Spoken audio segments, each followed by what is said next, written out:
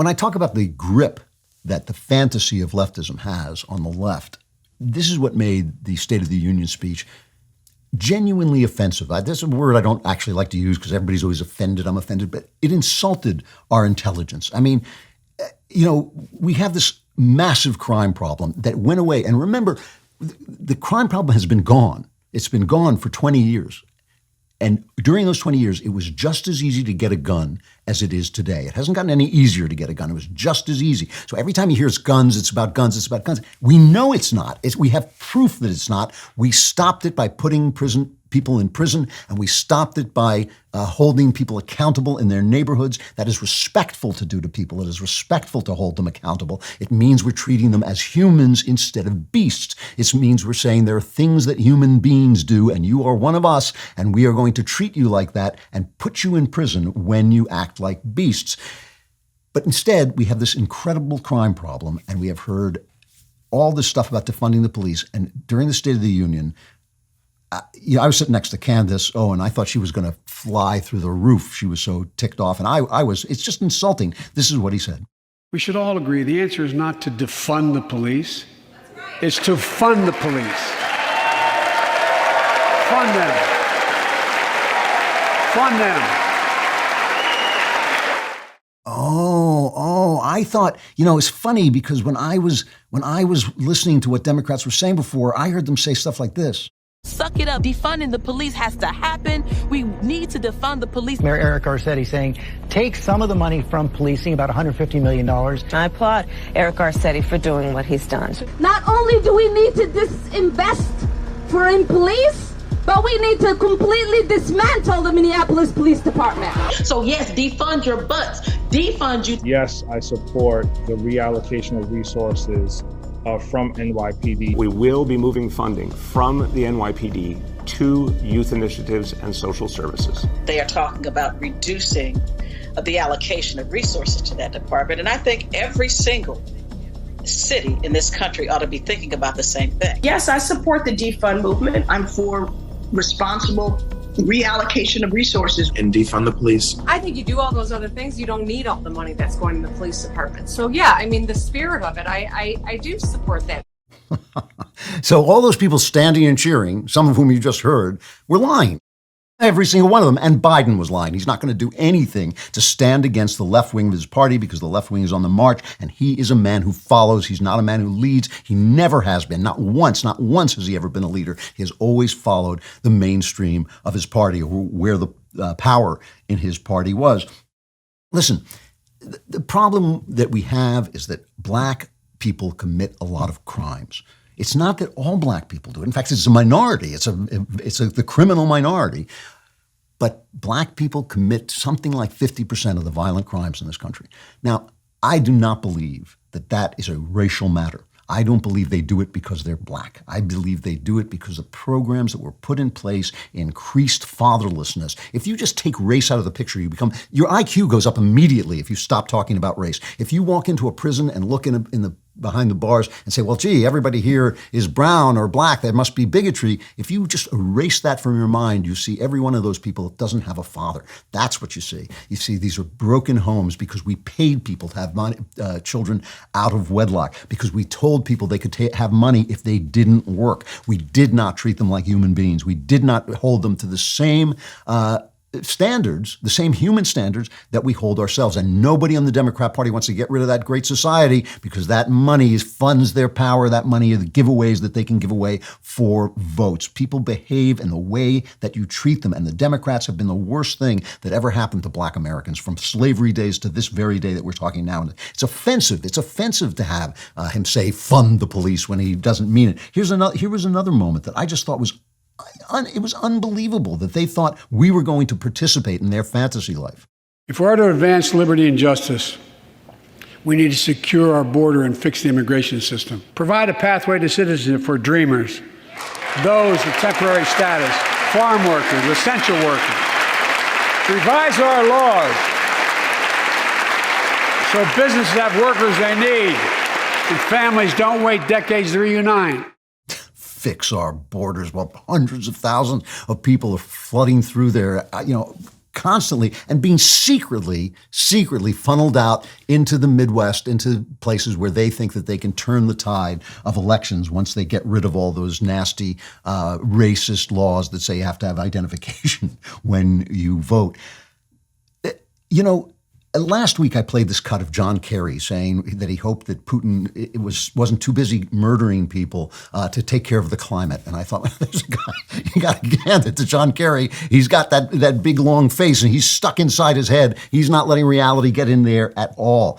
But then I saw this thing on CBS where they thought they're covering the war within the war. What is the war? It's the miserable fate of transgender people in the Ukraine. This is the thing we have to be thinking about while Russia is running tanks over their cities, reducing them to rubble. And here is a transgender person, a guy who thinks he's a girl, telling it how terrible it is in Ukraine. This is not a very rainbow-friendly place. So lives for trans people are very bleak here. If you have male gender in your passport, they will not let you go abroad. They will not let you through. A war within a war, truly, truly. Every noise from outside is a warning sign. It was hell living as a trans person in Kiev, in Ukraine. We feel invisible, truly. Like we're not people, like we're not human. It's truly how we feel. So basically, everybody's trying to get out of Ukraine because the Russians are coming, and they're saying women and children first. And this guy's like, I'm a woman. They're saying, well, on your passport, it says you're a man. Oh, it's hell living here. This is the thing. It used to be embarrassing to dress up as a woman to get off the Titanic, but not anymore. Now it's an identity. Before the speech, before the State of the Union, there was an interview with our president in which he said this. I think one of the significant things we're going to find 10 years from now is a phenomenal negative psychological impact that COVID has had on the public psyche.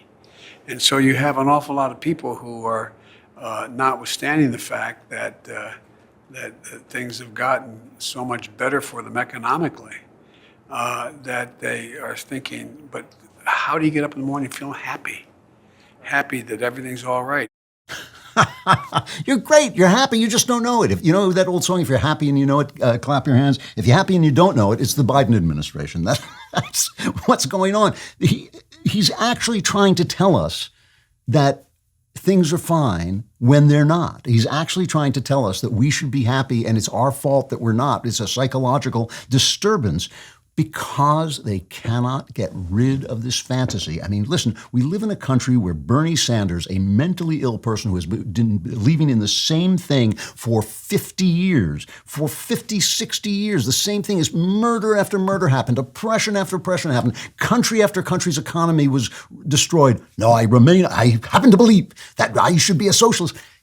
That's sickness. That's not noble. That is not idealistic. That is an actual mental sickness. And what they're telling us is, no, it's everybody else. It's everybody else. It's not the person who thinks he's a woman when he has a penis who's mentally ill. It's everybody else. It is everybody else. They are clinging to that fantasy. It is absolutely amazing. Saturday Night Live did this routine, and some people on the right were thrilled to see it because they started to discuss the fact that maybe masks don't do anything. Maybe they shouldn't have been so gung-ho about the vaccines to the point where they were being prejudiced about people. People were losing their jobs. Here's a little bit of the SNL team in this routine. While I am so personally relieved that I'm vaccinated. Careful. I sometimes wonder if other people who are hesitant, careful, might not have like a valid. What? Not valid, but understandable. Not tonight. Help me. I think what she means is maybe sometimes we are a little overzealous when we condemn. Oh, no. I just think that if people are actually losing their jobs. Oh, no. Careful, girl. Look, Vaccines save lives. Fact. Okay, they stop the hospitals from being overrun. Fact. Where are you up to? But did I have to dump my oldest friend just because he didn't get No. a booster? See, that would be funny if they'd done it 2 years ago. And it would be funny if it meant that they were going to change, but they're not.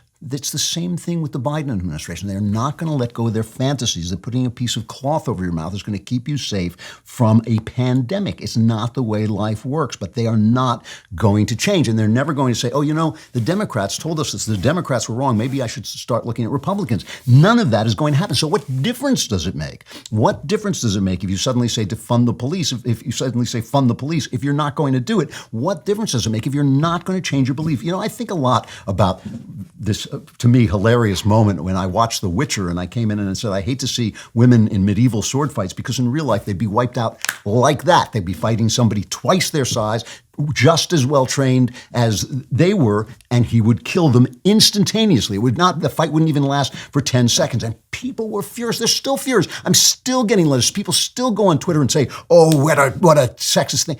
It's a fantasy. It's a fantasy. It was so obvious that what I said was true. It was so plain that what I said was true that they got angry at me just for saying it. And that's what we're seeing now, you know? It's the one thing you can say about reality is it's real. It is real. And reality about being a human being is that we have to find moral truth, even if it hurts and even if it makes us feel guilty and ashamed, and even if it sometimes leads to conflict. We have to stand for moral truth because otherwise we become beasts. This John Lennon song, this fantasy of perfectibility, you know, that if we just give up all the things that matter, all the things that make us human, everything is going to be fine. That is a fantasy. There is no silver lining. There is no perfectible human being in this world. That we have to wait. We have to wait until we see the face of God. But the left will not change. They are doubling down on failure. They are going to keep doing this, and they're going to keep telling us it's us. They're going to keep telling us that they're going to live in this fantasy world, and if only we will believe in that fantasy, the fantasy will become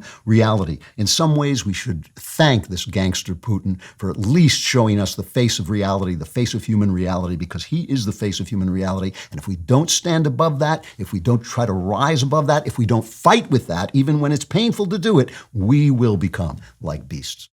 If you enjoy great content instead of bad content, you want to like and subscribe, and also subscribe to The Andrew Klavan Show wherever you get your podcasts.